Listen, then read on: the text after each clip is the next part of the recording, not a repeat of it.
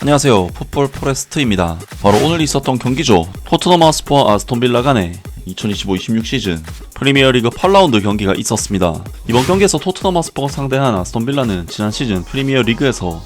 19승 9무 10패라는 뛰어난 성적으로 리그 6위를 기록, UEFA 유로파리그 진출권을 따냈던 팀으로서 17위 토트넘 하스퍼보다는 압도적인 성적을 거뒀던 팀인데다 지난 시즌 양팀의 맞대결에서도 토트넘 하스퍼가 아스톤빌라를 상대로 1승 2패를 거두면서 아스톤빌라를 만날 때마다 굉장히 힘든 경기를 했었기 때문에 이번 경기는 아무리 토트넘 하스퍼의 홈에서 펼쳐지는 경기라고 해도 토트넘에게는 쉽지 않은 경기라고 할 수가 있었습니다. 게다가 토마스 프랭크 감독은 브렌트포드 감독 시절부터 우나이 에메리 감독을 상대로 단 한 번도 승리하지 못한 기록을 갖고 있고, 아스톤빌라는 최근 공식전 4연승이라는 정말 무서운 기세를 달리고 있기 때문에 최근 무패 행진을 달리고 있는 토트넘에게는 큰 위기가 될 수 있는 경기였는데요. 이번 경기에서 토트넘 하스퍼의 토마스 프랭크 감독은 굴리모 비카리오 골키퍼, 주앙 팔리냐, 마티스텔, 크리스탄 로메로, 모하메드 쿠두스, 페드로 포로, 제드 스펜스, 윌son 오도베르, 로드리고 벤탄쿠르, 미키 반더벤 선수까지 주중 챔피언스리그 경기가 있기 때문에 챔피언스리그 명단에서 탈락한 마티스텔 선수가 선발 기회를 받으면서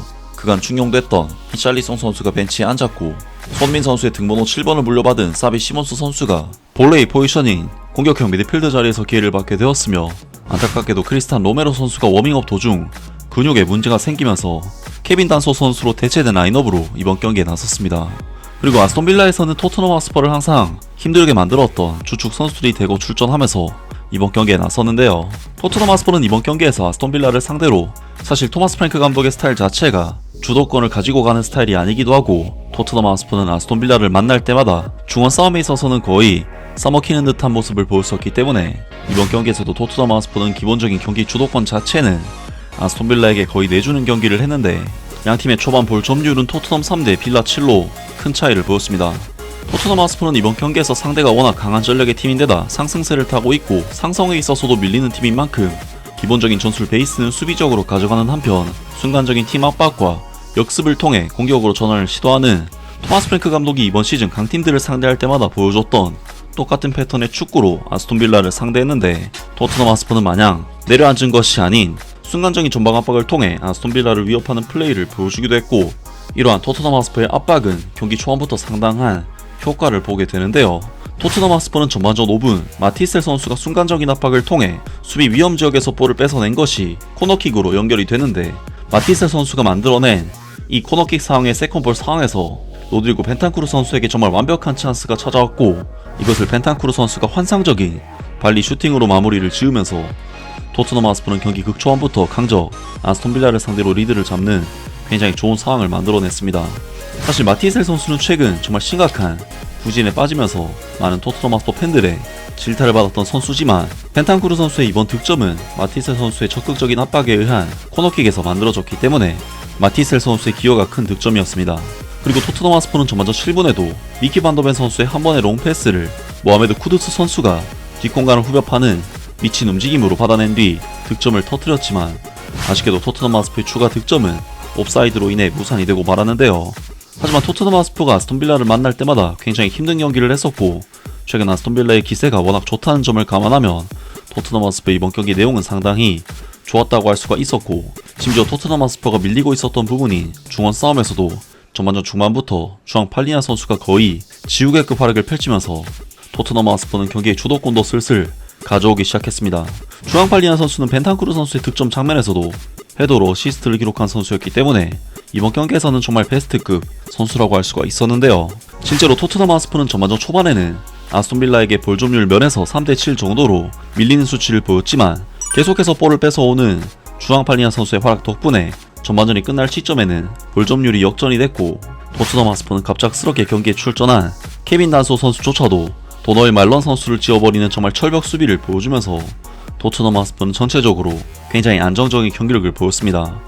그나마 아쉬운 부분이라면 역시 손흥민 선수의 레프트윙 포지션이라고 할 수가 있었는데,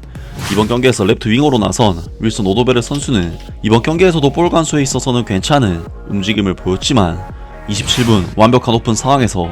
터무니없는 소녀슛으로 찬스를 무산시키면서 아쉬운 모습을 보였고, 윌son 오도베르 선수는 결정적인 상황에서 돌파나 슈팅을 해내지 못하고 볼을 뺏기고 말았는데요. 정말 윌son 오도베르 선수는 결정을 지어줘야 할 상황에 계속해서 결정적인 마무리를 하지 못하면서 찬스들을 날려먹고 있는 상황인데, 공격수로서 결정을 짓는 부분에서 능력이 없다는 것은 정말 치명적인 한점이 아닐 수가 없고, 아무리 어린 선수라곤 하지만 거의 매 경기 마무리가 안 되는 모습을 보이고 있다는 것은 토트넘에게 치명적인 결정력을 가진 선수인 손흥민 선수의 공백을 느낄 수밖에 없는 부분이었습니다. 그리고 토트넘 하스퍼는 이후 마티셀 선수가 골문 앞에서 헛발질을 하면서 찬스를 놓치는 등 공격진에서 마무리가 안 되는 장면들이 계속해서 나왔고, 결국 경기의 흐름이 왔을 때 마무리가 되지 않은 토트넘 하스퍼는 이에 대한 대가를 치르고 말았는데, 결국 토트넘 하스퍼는 37분 아스톤빌라의 공격수 모건 로저스 선수의 정말 환상적인 중거리 슈팅에 의해 실점을 내줬고, 이번 경기 전반전에서 훨씬 더 많은 찬스를 잡았음에도 1대1의 스코어로 후반전에 돌입하는 아쉬운 상황에 놓이게 되었습니다. 이게 참 손흥민 선수를 계속 언급하는 게 토트넘 선수들에게는 미안하지만 계속 손흥민 선수 이야기를 할 수밖에 없는 것이, 토트넘 하스퍼는 이번 시즌 레프트 윙 포지션에서 그야말로 최악이라고 할 수가 있는데, 토트넘 하스퍼는 마티셀 선수가 파리 생제르맹과의 경기에서 역대 최악의 부진을 보이면서 경기를 망치는가 하면, 윌슨 오도베르 선수는 이번 경기에서 골 간수 능력이라든지 동료 선수들과의 연계 플레이에 있어서는 괜찮은 모습을 보이고 있고, 이번 경기에서도 그러한 부분에서는 좋은 모습을 보여줬지만, 공격수로서 결정적인 찬스가 왔을 때 계속해서 자신감 없는 모습을 보이면서 허무하게 찬스를 날리고 있는데,